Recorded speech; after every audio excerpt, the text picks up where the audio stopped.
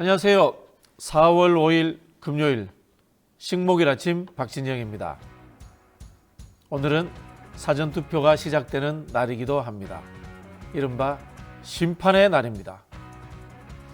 원래 심판의 날이라는 것이 종교적 의미에서 시작되었습니다마는 정치에서의 심판의 날은 종교적인 종말론과 달리 새로운 시작을 이야기합니다.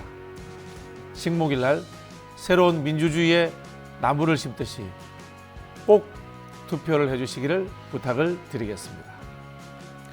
자, 오늘 순서부터 간단하게 소개해드리겠습니다. 먼저 전현주 기자와 함께 뉴스픽 코너가 준비되어 있고요. 대담 시간에는 강청희 민주당 강남구을 후보가 저희하고 연결이 될 겁니다. 그리고 김준형이네요. 아이고 죄송합니다. 요즘 김준혁 씨가 유명해져가지고 김준형 조국혁신당 비례대표 후보입니다. 저는 아마 국립외교원장으로 알고 있습니다. 전화 연결되어 있고요. 최강 디펜스 시간에는 우리들의 달마 김종대 전 의원과 함께 토론을 이어가겠습니다. 잠시 후에 바로 시작하겠습니다.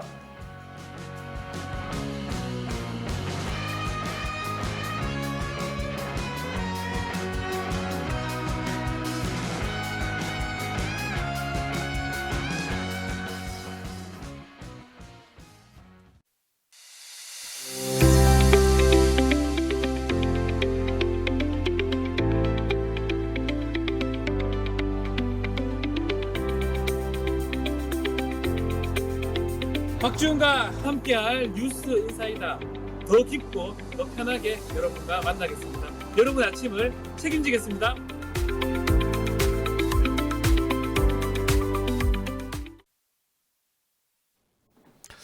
네, 오늘 옴선에서 저희가 꼭 알려드려야 될 뉴스를 전해드리려고 하는데요. 뉴스픽 시간입니다. 뉴스토마토의 전현주 기자님 나오셨어요. 안녕하세요. 안녕하세요. 네. 드디어 그 윤석열 대통령이 전공의들을 만나긴 했습니다. 의정 갈등의 해결에 그 물꼬가 터질지 모르겠습니다만은, 근데 뭐 대화 내용을 보면 크게 또 기대가 안 되는 측면도 있어요. 네. 네, 맞습니다. 윤석열 대통령과 박단 대한전공의협의회 비상대책위원장의 면담이 어제 이루어졌습니다. 어제 오후 2시부터 약 140분간 비공개 형식으로 진행이 됐고 세세한 내용이 공개되지는 않았는데요. 이번 면담은 지난 2일 전공의들을 직접 만나서 이야기를 듣고 싶다는 윤 대통령의 대화 제안에 박 위원장이 호응하면서 성사됐습니다. 2월 20일부터 집단 사직에 들어간 뒤 인터뷰는 물론 공식 입장이 없이 침묵으로 일관하던 전공의가 드디어 움직였다는 점에서 이 면담에 관심이 많이 쏠렸었는데요. 기대와 달리 결과는 많이 아쉬웠습니다. 면담 후 정부는 향후 의사 증언을 포함한 의료개혁을 논의할 때 전공의 입장을 존중하기로 했다고 발표했습니다. 하지만 박 위원장은 면담 후 자신의 페이스북에 대한민국의 의료의 미래는 없습니다라는 짧은 글로 면담에 대한 실망감을 드러냈습니다. 이번 면담을 놓고 의료계에서도 논란이 일었는데요. 사직 전공의 류오카다 씨는 박 위원장과 비대위 집행부 11명이 독단적으로 결정했고 또 비공개 만남을 요청한 점도 이해할 수 없다고 주장했습니다. 대전협은 면담 전부터 전공의들에게 성과가 없으면 대화 후 다시 누우면 끝이다라고 밝힌 바 있는데요. 2시간 동안의 면담이 동상이몽으로 끝나면서 의정 갈등의 골은 더욱더 깊어질 것으로 보입니다. 네, 법원 이야기를 해보려고 하는데요. 의대 교수들이 낸 집행정지 신청이 각하됐는데 이번에는 이제 전공의와 의대생들이 낸 것도 또 집행정지 신청이 각하됐어요. 이게 어떻게 된 거예요? 네, 앞서 지난 수요일 뉴스픽 시간에 제가 의대 교수들이 낸 집행정지가 각하됐다는 소식 전해드렸었는데요. 당시 이 법률 대리인은 교수들이 낸 집행정지 신청 각하는 예상을 했고 전공의와 의대생들이 낸 소송의 결과가 중요하다는 입장을 내비친 바 있습니다. 하지만 어제 법원이 전공의와 의대생 등 5명이 보건복지부와 교육부 장관을 상대로 낸 소송의 집행정지도 각하했습니다. 서울행정법원의 의대 증원 처분 관련해서 총 6건의 소송이 접수돼 있고 3건에 대한 신문이 진행이 됐는데 3건 모두 각하로 결론이 난 상태입니다. 직접적인 이해 당사자가 아니라는 이유로 의대 교수들이 낸 행정소송을 신청할 수 없다고 결론 내렸었는데 이번에도 전공의나 의대생인 신청의들은 제3자에 불과하다면서 전공의, 의대생 그리고 수험생들도 소를 제기할 자격이 없다고 판단했습니다. 계속해서 같은 이유로 각하 결정을 내리고 있는 만큼 앞으로 남은 집행정지 사건도 비슷한 흐름으로 흘러갈 것으로 보이는데요. 이에 전의교협은 헌법재판소에 헌법소원 및 가처분을 제기할 예정이라고 밝혔습니다. 이렇게 되면서 의정 갈등은 이제 법정으로까지 번지게 된 모습입니다. 네, 정부와 의료계의 갈등이 법정으로 가도 뭐 해결될 기미는 없습니다. 이제까지 이런 상황들에 대해서 야당은 별 말이 없었어요. 아마 총선 국면 탓인 것 같은데 드디어 이제 이재명 대표가 이걸 해결하겠다라고 이렇게 의사를 표명했습니다. 네, 이재명 민주당 대표는 의대 정원 증원을 둘러싼 정부와 의료계 갈등에 대해서 입장을 밝혔는데요. 이 대표는 총선이 끝나는 대로 여당과 협의해서 보건의료개혁을 위한 공론화 특위를 구성하겠다고 말했습니다. 이 대표는 자신의 페이스북에 국민의 안전을 수호해야 할 정부가 그 책임을 저버린 채 의료 공백을 사실상 방치하고 있다면서 2,000명이라는 숫자에 대한 집착부터 버리고 합리적인 의대 정원 확대 방안을 내놔야 한다고 강조했습니다. 또 윤석열 대통령의 지난 대국민 담화에 대해서 윤석열 정권이 사태를 해결할 의지도 능력도 없음을 다시 한번 확인한 시간이라고 강력히 비판했습니다. 해당 게시물은 현 정부에 대한 비판과 더불어서 의정 갈등이 장기화되면서 피로감을 느끼는 국민들을 향해서 또 하나의 표심 호소로도 해석되고 있습니다. 네, 총선이 끝나면 해결하겠다 뭐 이런 뜻인데 총선이 이기면 더 해결하기 쉽다 뭐 이런 의미도 포함되어 있는 것 같아요. 네네. 자, 오늘부터 사전투표가 진행되는데요. 여야 모두 이제 마지막 이 표심 잡기에 열을 올리고 있습니다. 마지막까지 두 당이 어떤 전략을 펼치고 있는지 한번 정리를 해주시죠. 네, 한동훈 국민의힘 선대위원장은 지지층을 향해서 사전투표에 꼭 참여해달라고 당부했습니다. 한 위원장은 우리가 찍으면 대한민국이 이긴다 이런 생각만 하시고 투표해 주십시오. 1일간 싸우는 사람이 3일간 싸우는 사람을 이길 수 있겠습니까? 라고 호소했습니다. 국민의힘은 254개 지역구 가운데 55곳을 박빙 지역으로 분류했는데요. 3%에서 4%포인트 차이가 나는 수도권 26곳과 충청 13곳, 부울경 13곳 등이 해당되는데 이 지역들에서 선방하면 승리할 수 있다고 자신했습니다. 이재명 민주당 대표는 이틀째 경남 민심 잡기에 나선 모습이었는데요.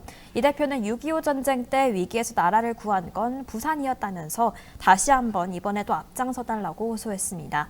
한편 부산 수영구 유세 도중에는 무소속 장예찬 후보가 이 대표 배우자 법인카드 유용 의혹 제보자 조명은 씨와 유세 차량으로 다가와서 신경전이 벌어지기도 했는데요. 장예찬 후보는 조명현 씨를 언급하면서 계속해서 이 대표를 향해서 사과하라고 소리쳤고 이 대표는 이런 걸 선거 방해죄라고 한다라면서 맞받아치기도 했습니다. 민주당은 승패의 핵심 변수를 투표율로 꼽고 있고 투표율이 65%가 넘는다면 유리하다는 입장입니다. 또 녹색정의당은 지도부가 광화문에서 다시 한번 기회를 달라는 현수막을 걸고 반성하고 있다면서 큰절을 했고요. 또 조국혁신당 조국 대표는 개헌을 통해서 제7공화국을 건설하겠다고 주장했습니다. 개혁혁신당은 국민의힘과의 단일 화론에 대해서는 웃기는 소리라면서 선을 긋는 모습을 보였습니다. 네, 녹색정의당 이야기를 해주셨네요. 선화부당을 왜 뺐습니까? 선화부당 다음에 꼭 해주세요. 네, 알겠습니다. 자, 선거가 이제 코앞으로 다가오면서 마지막 이 다급한 마음에 각 정당들이 폭로전을 막 쏟아내고 있는데요. 특히 국민의힘 쪽에서 이 어디서 얻은 정보인지 모르겠는데 폭로전을 계속해서 이어가고 있어요. 어떤 논란들이 있었나요? 네, 특히 국민의힘 후보들의 폭로전이 연일 이어지고 있습니다. 야당 후보들의 도덕성이 일부 논란이 되자 그 틈을 타서 네거티브 공략을 펼치고 있는 건데요. 최근 여론조사에서 의외 접전 결과가 나오자 상대 당 후보자에 대한 폭로전을 통해서 막판 뒤집기를 노리는 겁니다. 이대생 성상납 발언이 논란이 된 경기 수원정의 김준혁 후보를 비롯해서 양문석, 공영훈 후보 등 민주당 후보들의 도덕성 논란과 관련된 공격이 연일 이어지고 있는 모습인데요. 이를 타서 하나만 걸려라식의 의혹 제기가 계속해서 이뤄지고 있습니다. 박성준 국민의힘 경기 부천을 후보는 같은 지역구 김기표 민주당 후보의 임야 투기 의혹을 제기를 했고요. 구상찬 국민의힘 서울 강서갑 후보는 마찬가지로 강선우 민주당 후보의 쌍방울 그룹 후원금 쪼개기 후원금 및 쌍방울 그룹 후원금 살포 의혹을 제기했습니다. 또 김경률 국민의힘 비대위원은 서울 관악갑에 출마한 박민규 민주당 후보의 탈세 의혹을 제기하고 있습니다. 계속된 네거티브 공세에 무차별적이고 또 가열된 폭로전은 오히려 유권자의 피로감을 키운다는 지적이 나오고 있는데요. 또한 이번 총선은 유난히 정책이 잘 안 보인다 이런 지적이 참 많았습니다. 마지막까지 정책 대결보다는 네거티브 공세로 이어가는 점은 참 안타깝게 느껴지고 있습니다. 네, 저는 특히 이제 양문석 후보 같은 경우에 금융 대출 관련 이 의혹인데, 물론 뭐 이게 잘못한 일입니다만은 그 사실을 어떻게 알게 됐을까요? 이 금융 대출이라는 것은 개인 정보에 해당되는데 그 사실을 국민의힘에서 어떻게 알게 됐을까? 그리고 또 금감 원장이 그런 부분들을 지적하는 것이 과연 공직자로서 정당한가라는 질문을 제가 꼭 한번 하고 싶습니다. 자, 마지막 질문인데요. 오늘 사전투표할 때 어떻게 하면 잘할 수 있는지 사전투표 잘해야 됩니다. 이게 심판이기 때문에 유의사항에 대해서 설명 좀 해주시죠. 네, 사전투표 시간은 오전 6시부터 오후 6시까지 진행이 되고요. 오늘부터 내일까지 진행이 됩니다. 투표하러 가실 때에는 본인의 주민등록증, 여권, 운전면허증 등 본인임을 확인할 수 있는 신분증을 가져가야 하고요. 모바일 신분증의 경우에는 화면 캡처 화면은 인정되지 않고 현장에서 앱을 실행해야 합니다. 선거인의 주소지에 따라서 관내 투표자와 관외 투표자의 동선이 구분되는데요. 자신이 거주하는 구, 시, 군 안에 있는 사전투표소에서 투표하는 유권자는 투표 용지만 받아서 기표한 후 투표함에 넣으면 되고, 관외 사전투표자는 투표 용지와 함께 회소용 봉투를 받게 되는데, 기표한 후 투표지를 회송용 봉투에 넣고 봉합해서 투표함에 넣어주시면 됩니다. 정확히 동봉하지 않으면 무효 처리가 되는 만큼 꼭 정확하게 동봉해 주셔야 합니다. 또 이번에 사전투표에서 달라진 게 있는데요. 이전까지 사전투표에서는 도장이 인쇄된 용지를 유권자들에게 줬었는데, 이번 사전투표부터는 본투표와 동일하게 투표관리관이 도장을 직접 찍어서 전달하는 방식으로 진행이 됩니다. 투표 인증샷은 투표소 내에서는 불가능하고 투표소 밖에서는 자유로운 포즈로 또 특정 후보자의 선거 벽보 앞에서도 촬영이 가능합니다. 다만 기표소 안과 투표지 촬영 그리고 SNS 게시는 불법인 점 참고하시기 바랍니다. 네, 전현주 기자님 감사합니다. 전현주 기자님 말씀 잘 듣고요. 꼭 심판에 참여하시기를 부탁을 드리겠습니다. 감사합니다. 네, 고맙습니다. 네, 댓글 참여 많이 부탁드리고요. 저는 조금 있다가 현장 콜로 돌아오겠습니다. 잠시만 기다려 주세요.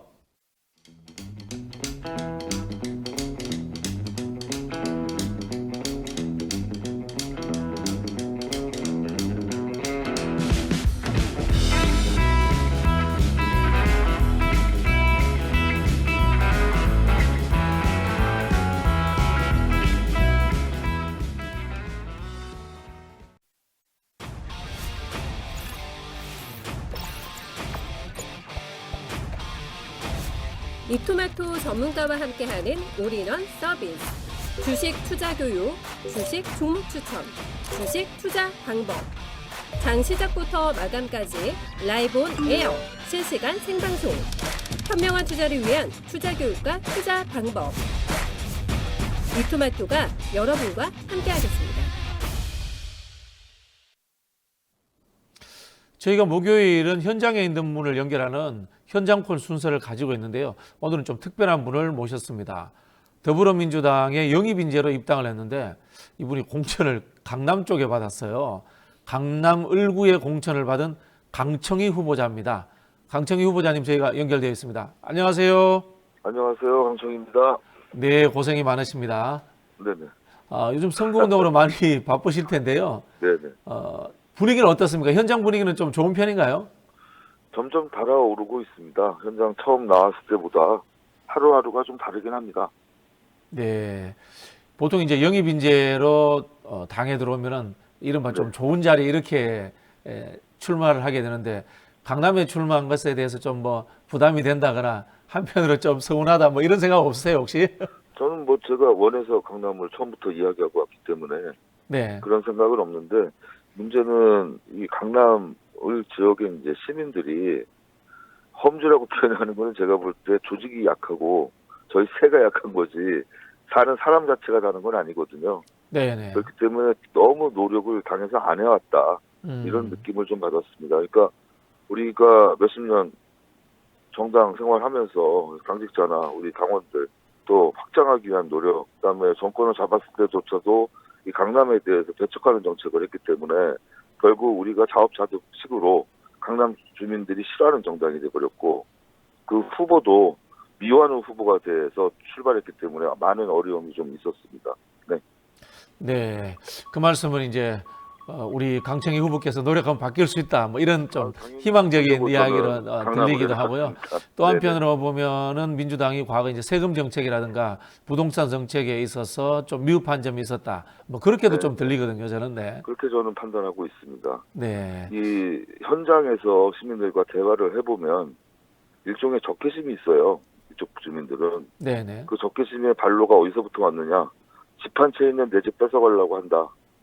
그런 데 있습니다. 오해인지 모르겠지만 과거에 종부세부터 해서 많은 세금 부담들이 2중, 3중으로 있었고 재건축 문제도 재건축 부담금을 또 부활시켜가지고 많이 매기지 않았습니까?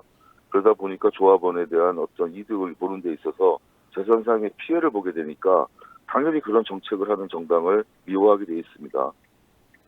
네, 뭐 재산권은 이 자본주의의 근간이기 그렇죠. 때문에 네, 사실은 우리 강청희 후보께서 민주당이 이제까지 좀 부드럽지 못했던 부동산 정책이라든가 이런 거에 대해서 좋은 의견 많이 내주시면 좋겠네요.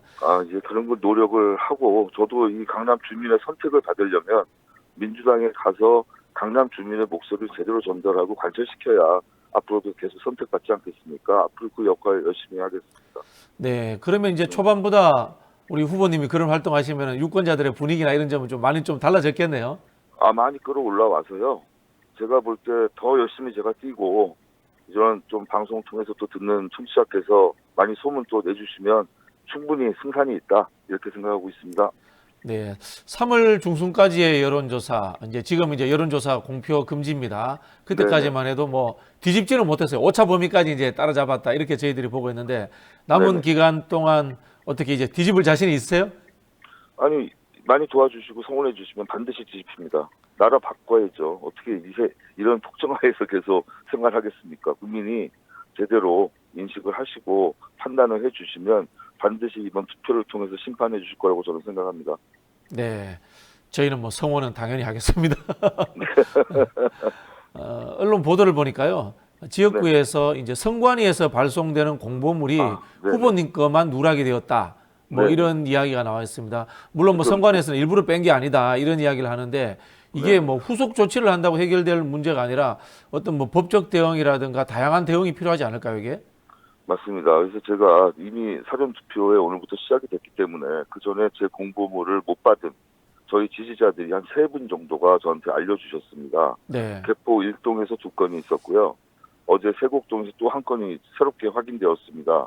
그렇기 때문에 전반기적으로 이렇게 공보물 누락이 있었다는 거는 의도하지 않고서 가능할까 이런 좀 의심을 하고 있습니다. 하지만 실수로 하나 정도 뺄 수는 있겠다는 생각도 드는데 문제는 제가 1번입니다.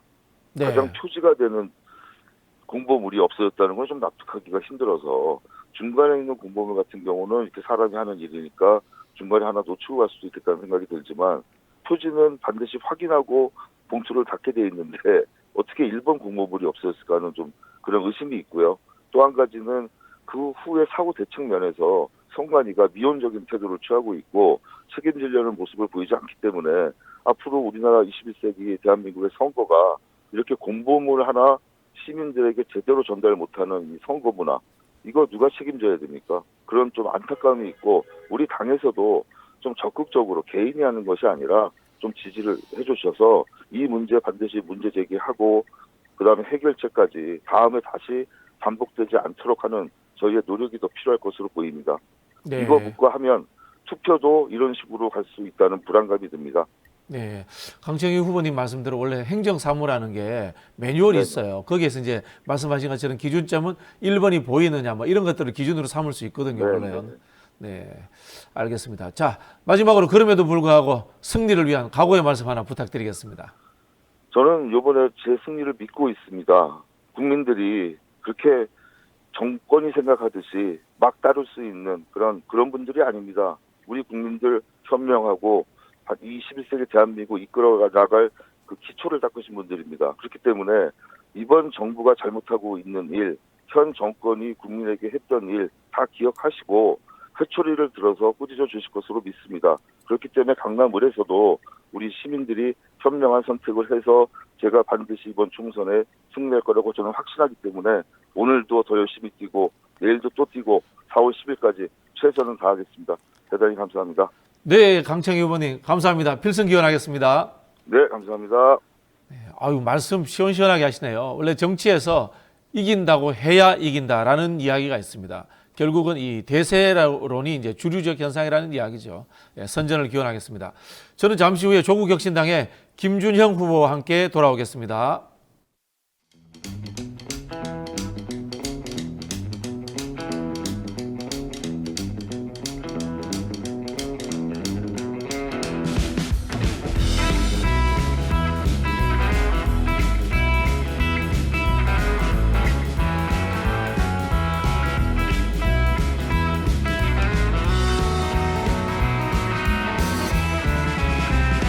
조국혁신당의 김준형 후보자님인데요.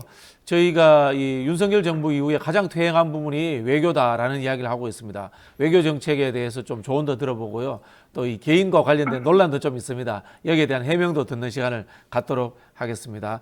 자, 김준형 후보님 연결됐나요? 네, 안녕하십니까. 네, 안녕하세요, 원장님. 잘 지내셨어요? 네. 예. 네, 또 이렇게 또 인터뷰로 만나니까 또 새롭네요. 예, 그렇습니다. 네네. 네. 고맙습니다. 자, 오늘부터 이제 사전 투표가 시작됐는데요. 현장에 이렇게 뭐 선거 활동하면서 전국 돌아다녀 보실 거 아닙니까? 네. 네, 분위기가 좀 어떻습니까? 네. 예, 우리는 워낙 50명 정도 비례 후보가 제대로 선거운동을 제대로 못하지 않습니까? 그렇죠. 여러 가지 제약 네. 때문에. 그래서 저희 한 50명 정도가 권역을 5개로 나눠서 저는 지금 영남 쪽에 있는데요.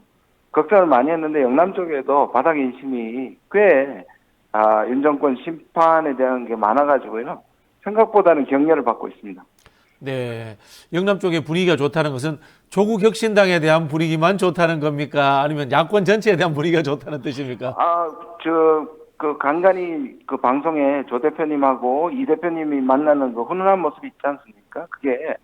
그것도 연출된 게 아니지만 저희도 만나는 민주당 사람들하고 굉장히 반갑게 연대의식도 느끼고요. 전반적으로 같이 파이가 커지는 느낌입니다. 네. 자, 일단은 우리 교수님 개인적인 문제부터 한번 해결을 하려고 합니다. 예. 자, 예.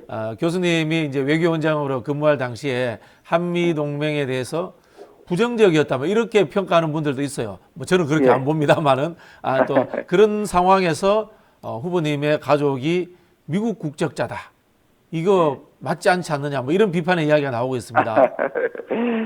아니, 어느 지지자가 저한테 보내준 게 우리가 유럽을 좋아하면 그러면 유럽에 대해서는 비판을 못하는 거냐, 유럽에 가서 국적을 받아야 되는 거냐. 우리가 지금 전부 다 한국 사람인데 저를 포함해서 한국에 대해서 비판적인 것이 나쁜 겁니까? 저는 그 논리 자체가 맞지 않는다고 생각하고요. 그렇죠. 비판을 해야 발전하죠. 네. 그럼요. 저는 비판적이지 한 번도 제가 반미라든가 그렇게 생각해 본 적이 없고요.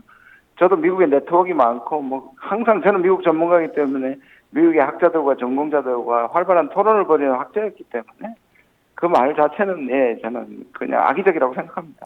네. 뭐 그중에 이제 아드님 병역 기피다 뭐 이런 이야기도 있었는데요. 결국 이제 한국 국적을 회복을 했습니다. 이게 아드님이 자발적으로 한 선택인가요? 예, 저는 이 병역 기피라는 말 자체에 동의할 수가 없는 것이 한 번도 명세코 병역 기피라는 생각을 해본 적이 없고요. 제가 밝혔습니다만 아내가 재미교포였고 제가 유학 시절에 만났기 때문에 저는 법적으로는 국제결혼이었고요.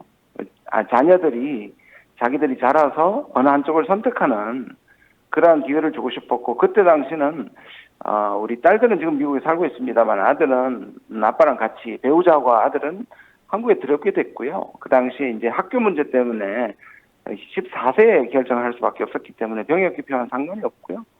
그리고 존중하는 뜻에서 이 문제를 두고 그러나 우리 국민 감정이 있으니까요. 그래서 아들과 상의를 했더니 아들이 선뜻 자기가 가겠다고 얘기해서 지금 대학 졸업이 한 1년 채 남지 않았습니다. 내년 봄쯤에 가려고 생각하고 있습니다.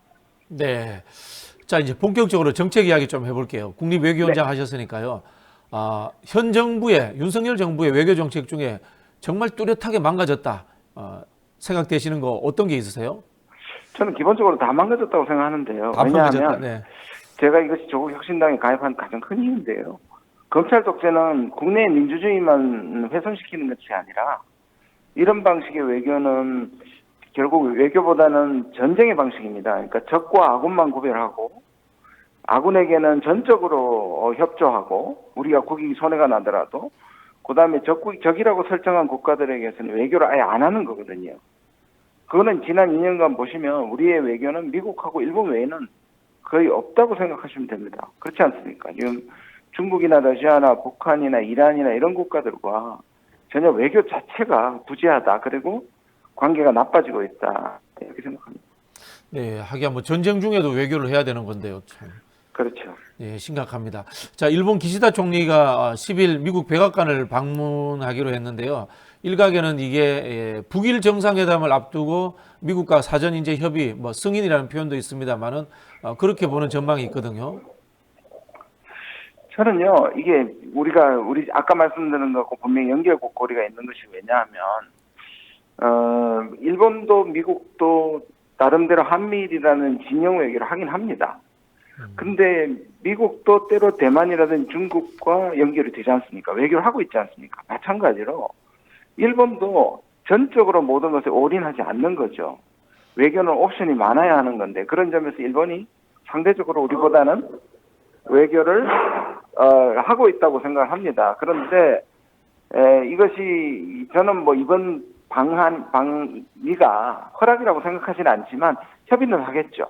그러니까 외교는 자기가 하고 하자는 일에 그 상대도 중요하지만 주변에 있는 국가들 설득하는 문제가 중요한데 이런 외교도 우리에게는 찾아볼 수 없는 겁니다. 네. 그러면 만약에 북한하고 일본하고 정상회담을 한다, 일각에서 네. 나오는 이제 한국 패싱, 뭐 이런 쪽으로 연결이 될 수도 있나요, 이게요?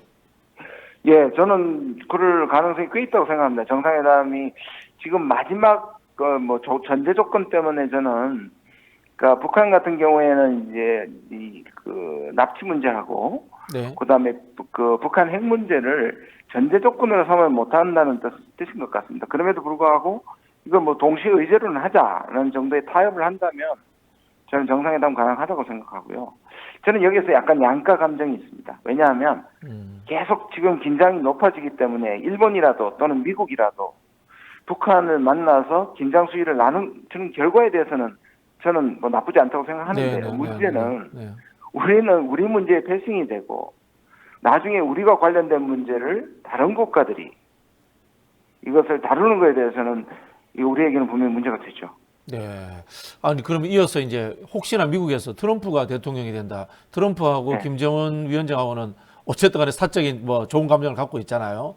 거기서도 뭐 미국과 북한이 한국과 별개의 문제로 어떤 뭐 좋은 관계가 관계 개선된다. 그런 상황도 비슷한 의미를 가질 수 있겠네요. 그렇죠. 비슷한 맥락인데 여기는 또 더더욱이 우리와 한일 관계보다 한미 관계는 지금 안보라든지 동맹이라든지 엄청난 더 큰 비중이 있잖아요. 네. 그러니까 최악의 선택이 될 수 있죠. 왜냐하면 이게 결국은 북한하고 미국이 하게 되고 우리한테는 모든 뭐 안보의 짐이라든지 그다음에 이 분담금이라든지 이런 것들을 계속 강조하게 될 것입니다. 네. 자, 이제 중국 이야기도 한번 해보겠습니다. 윤석열 정부 들어서 이제 중국하고 굉장히 나빠졌습니다. 네. 이게 앞으로 대중 관계가 이런 식으로 계속 이어질까요? 지금 제가 파악하고 실제로 중국 쪽에 고위 관료들이라든지 학자들 만나보면 한국과는 거의 관계가 없다. 지금 진행되고 있는 각 채널에서의 어떤 협의라는 게 없는 거죠. 왜냐하면 중국 쪽에서는 한국이 계속 중국이 어떤 시기에 잘못도 하지 않았는데 왜 자꾸 대만 문제를 건드리냐는 것이 가장 불만이었고요. 그나마 한중 관계가 나빠지지 않는 것은 이 정부가 국민의 뜻을 그러니까 전적으로 국민의 지지를 받지 않는 외교 정책을 하고 있다고 판단하기 때문에 그러면 동결하자. 구태여 한국과의 관계를 망치는 것보다는 동결하라니까 어떻게 보면 이게 이제 우리한테는 조금 다행일 수도 있는 건데요. 그래서 이 선거가 중요한 것이 우리가 한미 관계하고 한중 관계를 같다고 얘기하거나 우리가 친중이 되라는 얘기가 아니라 적어도 우리한테 너무 중요한 나라이기 때문에 이 관리를 해야 되는데 지금은 외교 부재 상태라고 말씀드릴 수 있습니다. 네, 금방 친중이라는 이야기를 하셨는데요. 이번 이제 선거 와중에도 국민의힘에서 민주당 이재명 대표의 발언을 거론하면서 뭐 친중을 넘어서서 중국의 종속적이다 이런 비판들을 하기도 합니다. 사실 이런 부분에 대해서 뭐 이미지적인 부분도 있습니다만은 원장님 보시기에 정책적으로 실제로 민주당 정권 시절에 미국보다 중국에 좀 더 경도되었다 뭐 이런 점이 사실이 있었습니까? 아니요, 전혀 프레임입니다. 왜냐하면 한미동맹을 부정하거나 한미동맹을 경시하는 진보정부가 살아남을 수 없고요. 다 아시지 않습니까? 여기서 가끔 균형이란 말을 쓰지만 균형을 한 적도 없고요. 그러니까 미국 한미동맹을 근간을 하고 중국과의 관계에서 우리 이익을 챙긴다 정도로 정리되는데 워낙에 보수 정부들이 친미 일변도로 가기 때문에 우리의 자율성을 조금 제고하자는 말조차도 친미로 프레임을 만들어서 그렇습니다. 네.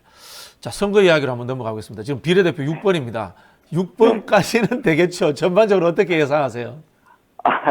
뭐 선거는 알 수 없고요. 그러나 분명히 무슨 우리 지지들이 놀랍기만 하고요. 그래서 당은 일관되게 10석을 목표로 하고 있습니다. 네. 네. 조금 더 도와주시면 그 이상의 보너스와 알파를 생각하고 있는데요. 마지막까지 노력을 하고요. 겸손하게 하자는 것이 지금 예, 당의 기조입니다. 네. 예, 9번 후보가 네, 저하고 이제 친구입니다. 아, 그렇습니까? 네네. 예, 이제 우리 조국혁신당을 하면 어쨌든 이 단일 주제 정당이다 이런 느낌이 듭니다. 검찰개혁당 예. 뭐 이런 느낌이 드는데 사실 거기에 대해서는 저도 비판을 한 적이 있습니다. 정당이라는 것이 단일 주제뿐만이 아니라 국정운영 전반에 대해서 비전을 가져야 된다. 뭐 이런 식으로 제가 비판을 했거든요. 자, 이런 부분에 대해서 우리 그 원장님께서 검찰개혁 외에 조국혁신당이 추진하고 있는 정책이라든가 공약이 있으면 좀 소개해 주시죠. 저는 이게 상대적인 건데요. 권력을 잡은 쪽이 윤정부지 않습니까? 그리고 윤정부가 검찰을 중심으로 나라를 통치하고 있기 때문에 거기서부터 시작할 수밖에 없지 않습니까? 네. 그러니까 검찰이 민주주의나 민생이나 모든 것에 아까 말씀드린 외교에도 영향을 끼치니까 시작점은 그럴 수밖에 없고요. 그러나 이것이 이제 한 달 된 정당이지 않습니까? 지금 계속 우리 공약을 발표하고 있는데요. 복지라든지 교육이라든지 저를 포함한 외교라든지 이런 것들을 기본적인 출발점에서 넓혀가고 그다음에 구체화시키고 다양화시키는 작업들을 할 거라고 약속드릴 수 있습니다. 네. 저도 사실은 이제 조국혁신당 정책을 봤는데 그 중에 이제 고용 정책이 재미가 있더라고요. 완전 고용국가 네. 비슷한 복지 정책을 내놨더라고요. 그래서 제가 그거 한번 재미도 있고 관심 갖고 한번 논쟁을 한번 해봐야 되겠다 이런 생각을 가진 적이 있습니다. 예, 한번 하시죠 나중에. 네네. 자 이제 예. 국회에 들어가시면은 꼭 하고 싶은 정책이 있다. 뭐 이런 것 좀 말씀 좀 해주세요. 네. 저는 이미 영입되고 나서 직후에 제가 딱 한 가지 계속 지난 1, 2년 동안 야권에게 제가 계속 요구한 것이 뭐냐면 우리 한반도의 지금 위기 상황에서 누구도 2018년에 문재인 대통령께서 우리 허락 없이 그 어려운 속에서도 2017년이죠. 그 막말이 오갔을 때 미국과 북한이 그때 우리 허락 없이 한반도에 전쟁 안 된다. 전쟁 불가론을 얘기했는데 지금 우리 대통령은 전쟁 불사론을 얘기한단 말이에요. 네. 그래서 적어도 국회에서라도 전쟁 불가론을 얘기해야 되고요. 두 번째는 지금 미국이나 이쪽에서 대만하고 러우 전쟁에 한국과 일본을 개입시키려는 그런 노력들이 있거든요. 그래서 제가 우리도 전쟁 중인 역할인데 그래서 러시아와 러우 전쟁과 대만 유사시에 우리는 개입하지 않는다는 결의안을 제가 추진하고 싶습니다. 국회 결의안 하고 싶다. 네. 네, 알겠습니다. 기대됩니다. 자, 마지막으로 본인의 각오와 그리고 우리 토마토 TV 시청자 여러분들께 인사 말씀 좀 해주시죠. 예, 이렇게 좋은 기회를 주셔서 만나게 해주셔서 감사하고요. 이제 오늘이 사전 투표일입니다. 투표하셔야 됩니다. 지금도 이미 아마 높은 투표율을 기록하는 것 같은데요. 일을 할 수 있게 결국 지금의 지지가 투표로 이어져서 제가 뭐 정치를 위해서 정치로 등장한 게 아니기 때문에요. 4년 동안 최선을 다해서 남은 인생을 바치겠습니다. 네, 김준영 후보와 함께했습니다. 감사합니다, 원장님. 감사합니다. 네, 감사합니다. 저는 잠시 후에 최강 디펜스로 돌아오겠습니다.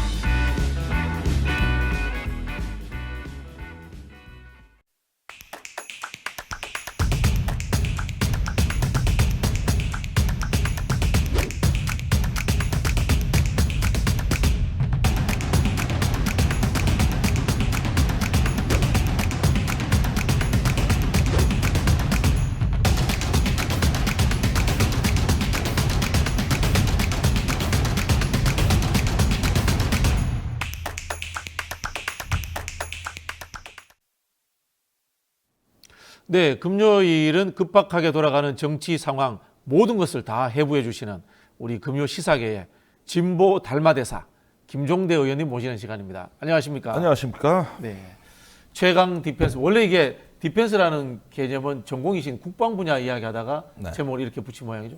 근데 선거 그 용어 개념이 다 군사 용어예요. 아, 그렇죠. 뭐 전략이라는 용어부터 뭐 다 군사 용어 같다 쓰니까. 맞습니다. 뭐 전략이라든가 리더십 이런 게 전부 다 이 예. 군사 용어에서 나온 예, 거죠. 그리고 무엇보다도 결과에 책임진다는 데 대해서 네.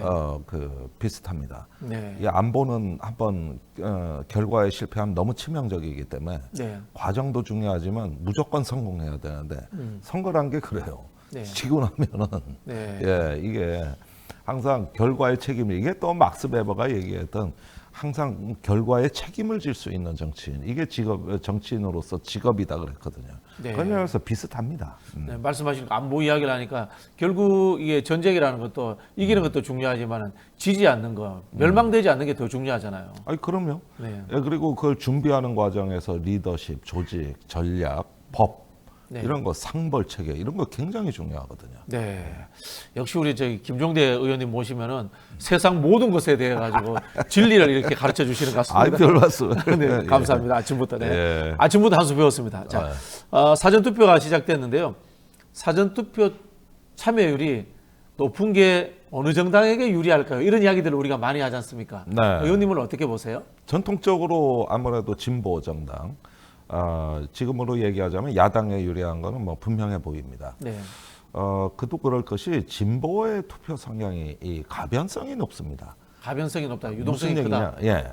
그 무슨 얘기냐면 삐지면 안 나오고 네. 신이 나면 그냥 와악 모이고 네. 예, 이렇게 어떤 그 변동성이 심한 게 주로 이제 진보 쪽의 표인데 보수 쪽은 좀 고정돼 있어요. 네, 네. 예, 그래서 하나의 투표를 뭐 어떤 의무 또는 질서 이렇게 어떤 그 하나의 자기 자연스러운 현상으로 이해하기 때문에 변동폭이 상대적으로 적죠. 근데 이번에 중도층이 있습니다. 네, 네. 그러니까 이 중도층이 주로 어떤 그 투표가 한번 바람이 불면은 또 많이 나오실 분들이지만은 여차하면 냉소주의에 빠지는 또 네, 그렇죠. 계층이기도 하니까 그래서 만약에 이번에 중도층이 지금 야권에 유리하다면은 이 투표율을 높여서 그래서 전체적으로 그 파이를 키우는 의미가 있는 거고 항상 보수 쪽의 평론가나 유튜버들이 이 사전 투표에 위협을 느끼고 있다는 거. 네.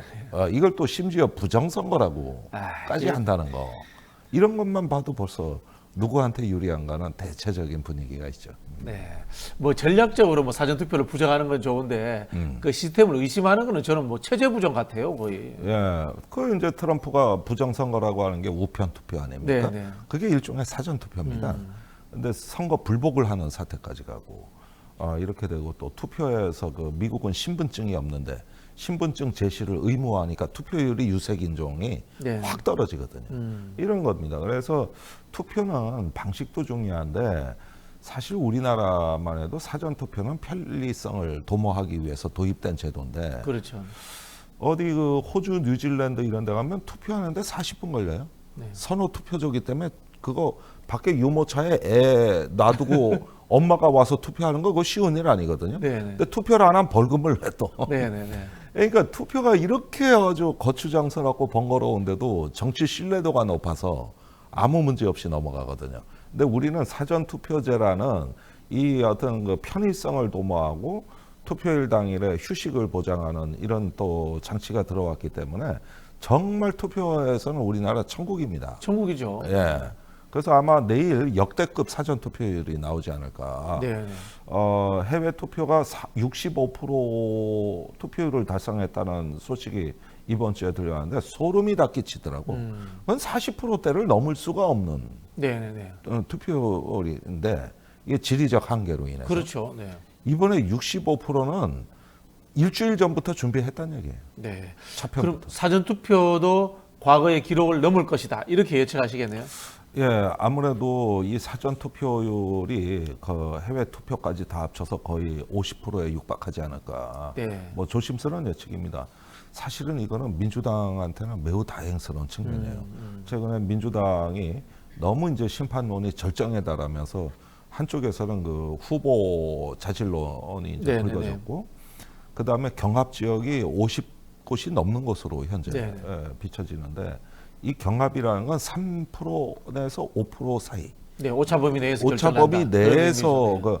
그 지금 50곳이 넘거든요. 네, 네. 이럴 때는 지금의 분위기가 야당의 가장 좋은 시점이고 가장 좋은 구도와 상황, 이 상황에서 사전 투표가 있는 거기 때문에 이건 야당에게는 다행스러운 거다.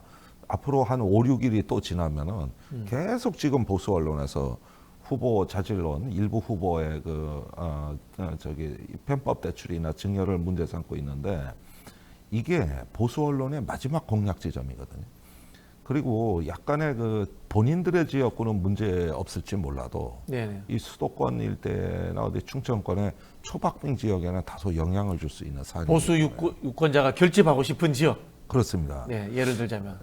뭐 예를 들면은 저는 요즘 보면은 아주 재밌는 곳이 많은데, 특히 충청권이 아주 초박빙이 네, 많아요. 네. 그 과거엔 보수가 다 아무리 못해도 8 내지 9% 앞서가던 데거든요. 네, 네. 이런 데가 지금 다 붙었어요. 음. 전부 다. 그래서 이런 현상들을 보면은 약간의 어떤 공정에 관한 민감한 이슈가 나올 때는 미세하게 그 흔들림이 있을 수 있다. 그런 면에서 일단 지금 투표하는 것이 야당에게는 매우 중요한 어떤 그 자산이 되고, 또 그나마 그 여파를 줄이는 방파제 역할을 할 것이다. 그 점에서 이 제도는 저는 이건 뭐 속마음을 그대로 말씀드리자면, 이건 솔직히 민주당 야권을 위한 제도라고 해도 과언이 아니라고 저는. 아니, 국민들의 투표 편의성을 높이기 위한 제도죠. 글쎄, 그것도 있지. 김종대 의원님 말씀 정리해보면 이런 거예요. 지금 이제 민주당 일부 후보들에 대해서 도덕적 관련 이제 문제 제기가 있습니다. 이게 수도권에는 영향을 미치지 않겠지만요. 이 영남이라든가 충청, 강원 같은 전통적으로 보수가 센 지역에는 이 투표를 안 하려고 했던 보수 유권자들의 투표 동인이 될 수 있다는 겁니다. 네, 그렇습니다. 거기에다가 이제 그 해명 과정에서 나온 게, 오랫동안 우리가 잊고 살았던 뭐 이제 싸가지 진보론이라고 할까요? 네네네. 뭐 이런 어떤 것도 다소 또 자극할 수 있기 때문에 매우 조심스러운 상황이고, 민주당은 그 해당 후보가 타 지역으로 그 여파가 확산되는 거를 빨리빨리 차단해야 됐어요.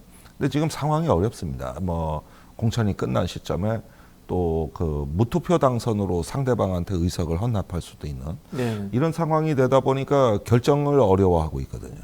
근데 최소한 이후에 선거가 끝난 후에라도 당헌 당규에 의해 엄중하게 징계 절차에 하겠다. 들어가겠다. 이런 일벌백계 정도 하겠다. 얘기는 해놔야 네. 이제 주말을 경과하면서 다음 주 상황 관리가 될 거라고 보거든요. 네. 그래서 지금 그 전에 사전 투표가 50%에 육박한다 그러면은 일단은 조금 그래도 호흡을 여유롭게 가지면서 상황 관리가 되는데, 만약에 그렇지 않다면은 급해지죠. 네.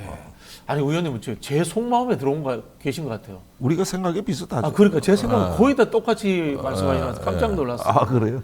네, 제 생각에 그분들이 본인이 이제 수도권 지역구이기 때문에 당선되는 건 문제 없을 거예요. 그러나 영남이라든가 이런 데 영향 미칠 수 있어요. 있어요. 예, 2004년도에 정동영 의원이 노인 폄하 발언했을 때 수도권에는 영향이 없는데 영남에서 18석이 날아갔다고 했거든요. 그렇죠. 네, 맞습니다. 그런 상황에 대해서 민주당에서 한번 고려를 한번 해보셔야 될 것 같습니다. 특히 이번에 열세 지역에서 경합 내지 박빙으로 이렇게 변한 지역구들을 집중 조명하시라. 네네. 거기서 승부처가 날 가능성이 높고, 거기서 야권이 승리하게 되면은 이제 민주당의 목표는 초과 달성할 수 있어요. 네네. 그러니까 지금 집중해야 되는 거는 어느 정도 이렇게 굳어지고 있는 지역이 아니라 아직까지도 초박빙, 그 중에서도 최근에 표가 많이 올라간 지역, 네. 여기에 집중해야 된다. 대표적으로 충청하고 PK 정도 되겠네요. 그리고 부산, 그렇죠, 맞습니다. PK, 네. 낙동강 벨트. 그래서 최근에 낙동강 벨트가 중요해진 이유가 바로 그 이유 때문이고, 네네. 제가 한 군데 아주 뭐 대표적인 예를 하나 들어드리자면은 충북 보은, 옥천, 영동 이 지역은 말이죠. 괴산까지. 박덕흠, 이재한. 예. 전통적으로 20% 보수가 압수된다. 네. 오죽하면 박덕흠 의원이 공천 확정되는 날 축 당선 케이크 놓고 이제 선거 끝났다 그랬던 지역 아닙니까? 네네. 그 선관위 조사받고 있더라고. 네네. 그런데 여기가 붙어버린 거예요. 1% 차이로. 이거는 거의 혁명이에요, 지역에서. 네네.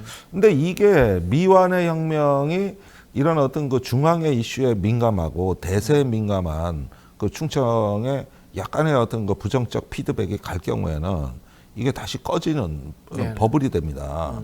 그러니까 이런 영남, 충청 이런 어떤 그 회색지대에서 벌어지는 초박빙 지역, 특히 최근 지지율이 급상승한데 아니면 역전한데 네. 이런 데가 있죠. 예를 들면은 저 청주 서원 같은 데가 네, 네, 내내 지다가 처음으로 이기는 그렇죠, 네. 게 나왔거든요.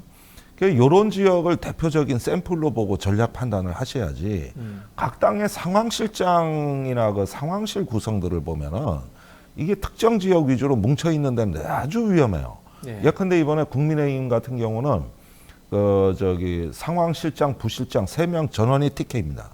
그게 이번에 그 국민의힘 선거 전략을 망친 핵심이라고 보는 사람들이 꽤 있어요. 예. 100% 동의합니다. 그 민주당의 논란이 되는 분들에 대한 검색량을 보면요.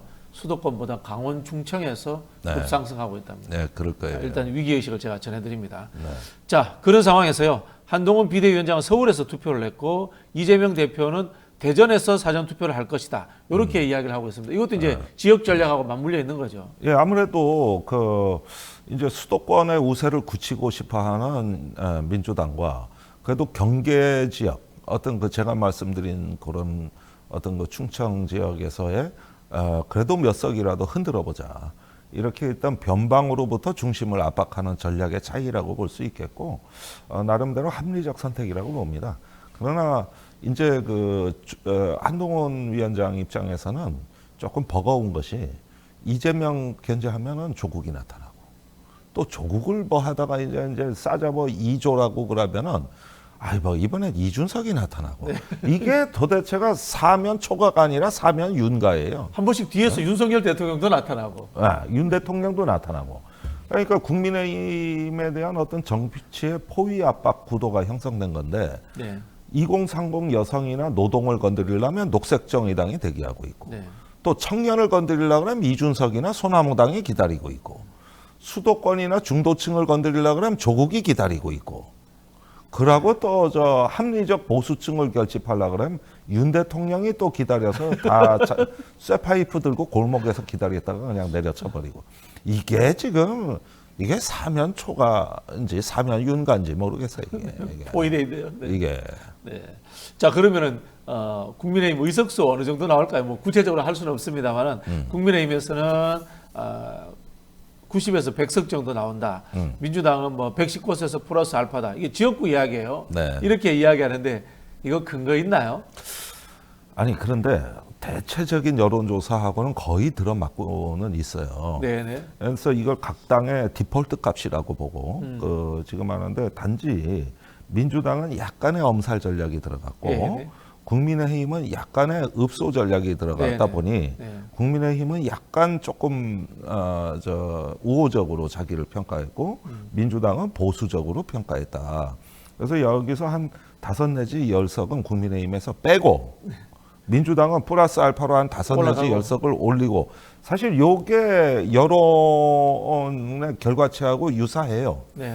그러나 일단 이 수치를 디폴트 값이라고 인정하고 그 다음에 얼마를 더 얻느냐 경쟁으로 본다면 아까 말씀드린 격전지 한 55곳 정도. 네네. 여기가 이제 대세를 결정하게 됩니다. 네, 알겠습니다. 대충 여러분들 이해해서 들으셨죠? 이제 김종대 의원님이 단정적으로 일부러 말씀 안 하시는 것 같은데 제가 보기에는 국민의힘이 100석에서 아래 위로 폭으로 간당간당합니다. 그렇습니다. 네, 그렇게 그렇게 보시면 될 것 같습니다. 자, 이 총선 와중에 윤석열 대통령이 의사 정원 문제로 의대 정원 문제 이걸 가지고 또 막 뜬금없이 끼어들어 가지고 말씀을 내놓고 있는데 이거 뭐 판세에 좋은 영향 끼치지 않죠? 아니 그런데 지금 뭘 하기만 하면은 더 혼란이 초래되는데 어제 이제 의료 전문 언론 매체에서 그 600명으로 합의 봤다는 뉴스가 터져 나오고 있거든요. 그리고 또 천공이 600명 30%. 네, 얘기했거든요. 그렇게 되니까 그리고 대통령실이 다시 이걸 부인하는 사태가 나왔어요. 그러면은 아니 지금 저기 박단 전공협회 그 비대위원장이 그 분명히 이거는 저 의료 매체에다가 그 리크를 해준 것 같은데 그러면은 뭔 얘기든 나온 거거든요. 네. 그러다가 황급히 부인하게 되면은 지금 이거는 저 전공의 그 협회에도 문제지만은 의사협회도 뭐가 진실이냐 해서 대혼란에 빠지는데 네. 문제를 해결하는 게 아니라 뭔가 물타기 전략이 들어온 거 아니냐. 그렇게 되면 수습이 아니라 혼란이거든요. 네. 근데 처음에 저 대통령 담화가 발표될 당시에도 그때는 원칙을 고수하겠다고 해놓고 그 다음에 황태선 정책실장이 언론에 물러설 수 있다고 나와서는 또 의대 정원 문제 협의할 수 있다 그래놓고 네네. 한동훈 위원장은 그 전부터 정원 문제 협의해야 된다 그랬고 네. 그러니까 동아일보 사설이 정원을 뭐 늘린다는 겨 줄인다는 겨 뭐 이게 한다는 겨 안 한다는 겨 이런 식으로 저 사설을 쓰고 이렇게 하다 보니까 아 이게 총선을 앞두고 겁을 먹고 그러는데 자기 자존심상 물러서지 못하겠고 무슨 똥마냥 강아지 마냥 그냥 이리저리 끙끙대는 모습으로 비춰져 가지고 사태 수습에 아무 도움이 안 되다가 네. 이제는 의사협회에서 전공의 좀 대통령이 만나달라고 읍소를 하니까 그 만나긴 만났는데 그것도 하루는 또 기다려다 못 만나고 다음날 만났는데 이제는 이게 도대체가 뭔 말인지 알아들을 수 없는 외국어로 말하는 것 같단 말이에요. 이게 뭐 네. 선거에 좋은 영향으로서 다시 바뀐다거나 이럴 가능성은 이제 없어졌다고 봐야 되겠죠. 이제는 없어졌어요. 이거는 그리고 선거뿐만 아니라 이미 실패해놓고 의료개혁을 시작하는 것이 돼버렸다는 데서 이게 그 저는 박단 그 위원장이 직후에 대한민국 의료는 무너졌다. 이 말이 시사하는 바가 크다고 봅니다. 네. 자, 이뿐만이 아닙니다. 이 4월달 초에는 우리 4.3 사건 늘 이제 국민들에게 아픈 부분인데요. 여기에 윤석열 대통령과 한동훈 비대위원장이 불참을 했습니다. 그리고는 또 뭐 한동훈 비대위원장은 이재명 대표가 역사적 아픔을 정치적으로 이용한다. 이렇게 이제 비판하면서 또 자기 업적도 슬쩍 끼워 넣어서 자랑을 했어요. 이것도 사실은 이 대통령과 여당이 국민을 책임지지 않는 모습을 보이는 게 아닌가. 뭐 이런 이야기들을 합니다. 이건 제주도민뿐만 아니라 이것도 이제 전국적으로 어쨌든 이슈가 될 것 같아요. 네. 그러니까 이걸 잘 봐야 되는 게 작년에 12월부터 이제 한동훈 비대위원장이 정치권의 여의도에 입성하면서 첫 일성을 나는 기억하는데 그때 법무부 장관 할 때 본인이 제주 4.3 사건에 대한 일반 사범 재심 절차 직권상정을 풀어줬다는 거하고 인혁당 사건에 대한 그 정보 항소를 포기하겠다는 발언을 했는데 전 그때 깜짝 놀랐어요. 왜냐하면은 이 제주 4.3에 대한 군사 재판이 아닌 일반 재판에 유죄 판결을 받은 분들도 재심 청구하는 절차를 마련하는 일은 문재인 정부가 5년간 하려다 못했던 일입니다. 시도는 했습니다. 2021년부터. 네. 그런데 한동훈 위원장이 단칼에 했던 거예요. 네. 그건 뭐냐면 사법 개통을 완전히 장악하고 그렇죠. 법을 빠삭하게 알기 때문에 가능했던 거고 이건 한동훈 위원장의 업적으로 우리가 인정을 해줘야 된다고 저는 보는 거예요. 네. 그래서 저런 어떤 돌파력이 위협이 된다고 저는 봤던 거거든요. 그랬던 4.3이고 그때 제주도에 2023년에 한동훈 위원장의 결정에 대한 유족회 환영 성명이 여러 번 나왔습니다. 네. 그러면은 가장 그 제주도에서 표를 얻을 수 있는 본인이 바로 한동훈 위원장이었단 말이에요. 그런데 막상 지금 이 선거가 계속 궁지에 몰리고 어떤 박빙 지역에서의 어떤 그 격전이 벌어지다 보니까 한동훈 위원장이 어느 사이에 총선 이후에 패전 책임에 관한 어떤 걸 의식하기 시작하다 보니 이제 이런 4.3에 와가지고 스스로의 어떤 강점을 네. 이런 거를 확장시켜 나갈 수 있는 기회조차 포기해버렸다.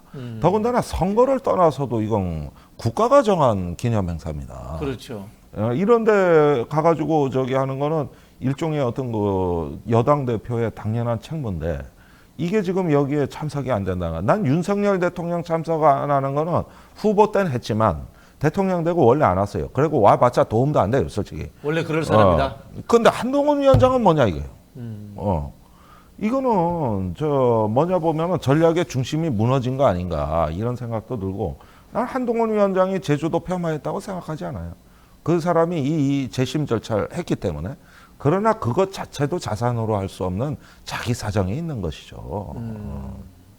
자, 이렇게 가니까 이 윤석열 대통령이 더 참 이상한 사람으로 보이네요. 국가기념일에 안 가는 대통령. 그러니까 네. 그 대통령이 하는 일이 그건데. 그렇죠. 대통령이 그런 데 가라고 뽑아놓은 게 대통령인데. 네, 그렇습니다. 네.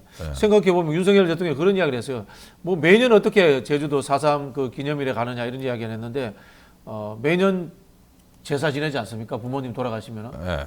대통령이 국가기념일에 매년 가야 되는 건 당연한 임무인데, 그런 생각이 드네요. 네. 맞습니다. 자, 의원님 나오셨으니까 녹색정의당 이야기도 저희가 해봐야 되겠습니다. 현재 분위기가 어떻습니까? 지금 총선 목표를 달성할 수 있을까요?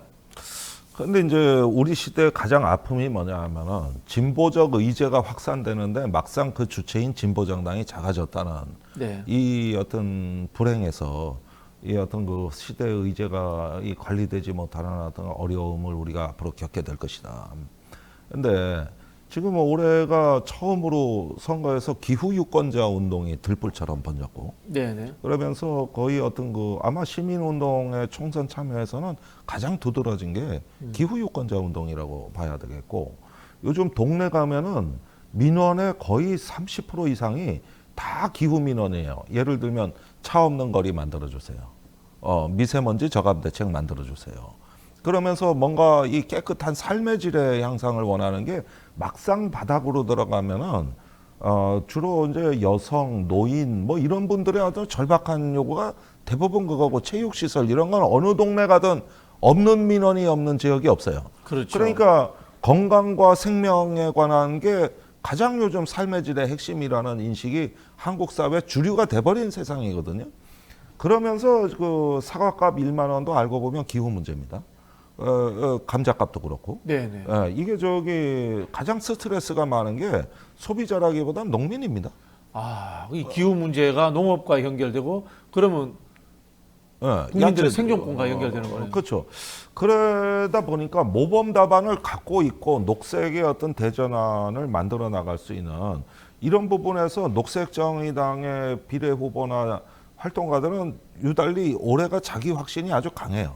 네. 근데 문제는 정당이 자기의 정체성과 어떤 확고부동한 정체성, 또 내부의 열정과 신념이 강하다 하더라도 선거 국면에서는 그거를 시민들에게 설득할 수 있느냐가 관건이 되는 겁니다.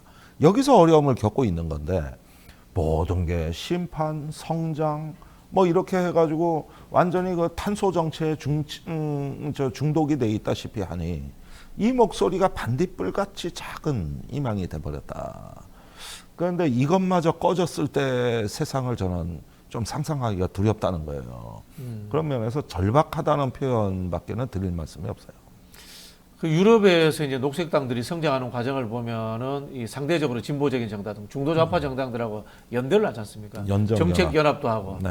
그 이후에 뭐 집권 연합도 하고 이렇게 하는데, 그러면은 현실적으로 이 군소 정당이 돼가지고 헤쳐나갈 힘이 없다면은 뭐 민주당이라든가 조국혁신당 이런 쪽과 정책 연합에 대한 제안이라든가 아니면 좀 더 나가서 뭐 빅텐트를 같이 시자라든가 뭐 이런 것들에 대한 제안은 왜 없습니까? 그게 항상 그 위성정당 논란에서 핵심이 됐던 주제입니다. 네네. 그래서 지금까지 어떤 연합의 정치 이런 것들은 더 거슬러 올라가면 박근혜 탄핵 직후에 네네. 이제는 그 연합 4+1 연대체. 예. 그리고 탄핵 연대가 개헌 연대, 네. 또 정치개혁 연대로까지 나갔던 좋은 시절이 있었고, 그것이 이제 깨진 다음부터는 맥을 못 추는데, 저는 더불어민주 비례연합이 또 절반의 연합이거든요. 뭐 녹색정의당은 참여를 안 했습니다만은 그 추이를 한번 좀 지켜보고 있고, 그래서 어쨌든 이번에 한 가지 성과라고 한다면은 이제는 연동형 비례제를 공격하는 야권 지지자들은 없어요. 네. 불과 한 달 전만 해도 병립형으로 가야 된다면서 뭐 당원총 투표를 한다고 난리를 쳤어요. 네. 그게 대세였다고. 그러나 지금은 이제는 해보니까 이렇게 다양한 정치 세력이 있는 게 좋긴 좋구나. 오히려 조국혁신당이 거기에 크게 기여한 바가 있죠. 그래서 지금은 이제는 연합의 22대 국회 집행은 열렸다. 단지 여기서 녹색정의당이 한 일원으로서 일단은 뭐 욕심은 많이 안 내더라도 현상 유지 수준으로는 의석을 갖고 참여는 해야 되는 거 아니냐. 왜냐하면 그걸 제일 앞줄에서 주장해 왔던 정당이 공교롭게도 녹색정의당이기 때문에, 그래서 새로운 연합의 어떤 성공 사례를 만들어내기 시작하면은 이후에 한국 정치는 개혁의 전망이 활짝 밝아지면서 이제 기후 유권자, 내 삶을 지키는 어떤 전환을 꿈꾸는 어떤 그런 유권자들에게는 굉장히 큰 희망이 될 것이다. 이런 점에서 조금 표를 전략적으로 나눠주시길 좀 부탁드리는 것입니다. 네. 녹색정의당에서 뭐 이렇게 좀 나온 분들인데, 네. 사회민주당은 음. 어떻습니까? 지금 한창민 후보가 한 명 들어오는 더불어민주연합의 비례 10번 후보로 들어가 있습니다. 네네. 그런데 언론에도 자주 나오시고 뭐 굉장히 표정도 밝으시던데. 이제 그래서 사실은 어떻게 보면은 또 조국혁신당의 신장식 비례 4번이 거기도 원래 녹색정의당 정의당 출신이죠. 네. 그래서 이번에 정의당 녹색정의당의 생존 여부도 중요하지만 범정의계 정의계의 승리 여부가 또 어떻게 되느냐. 아유, 의원님 애쓰십니다.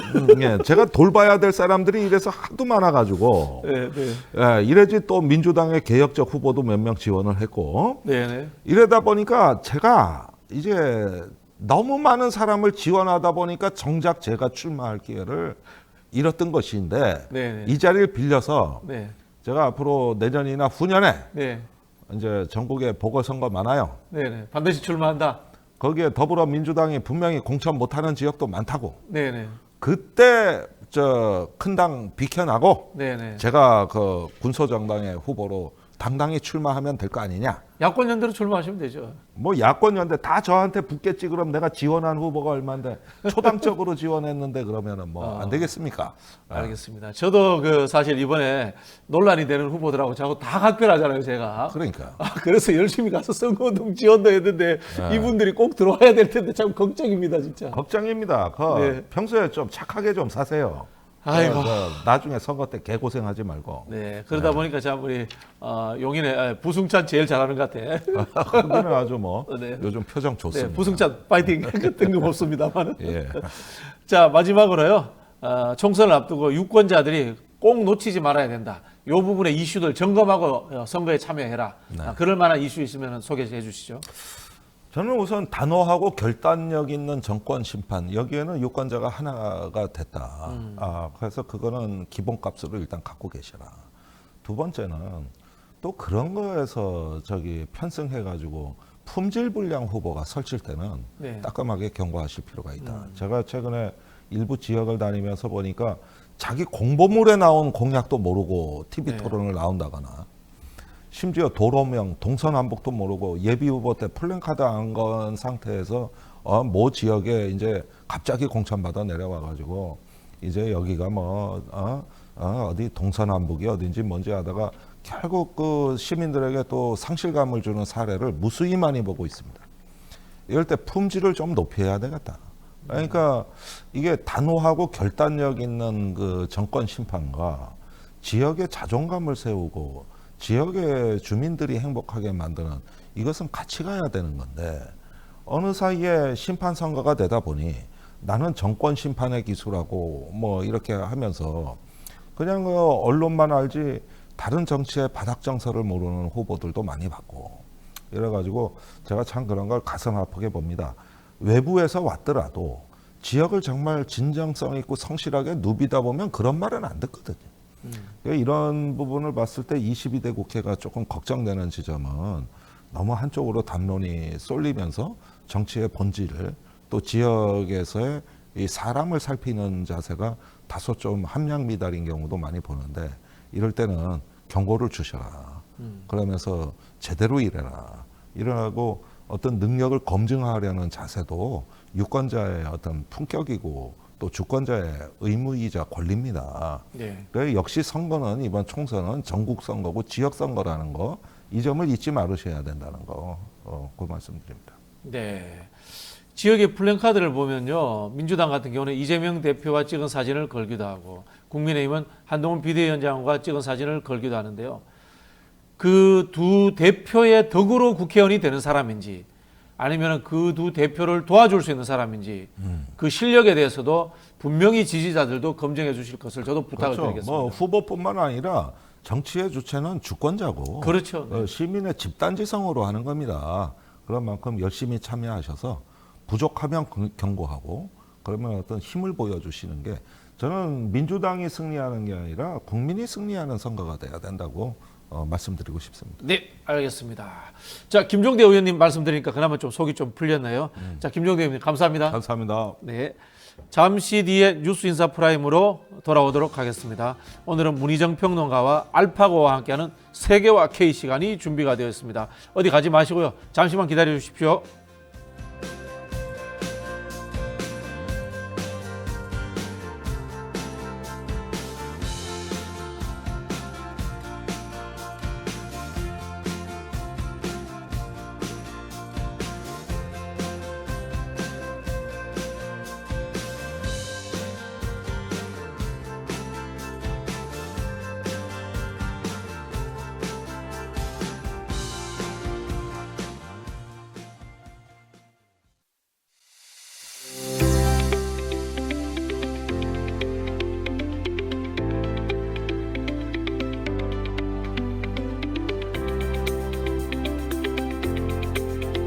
박지훈과 함께할 뉴스 인사이다.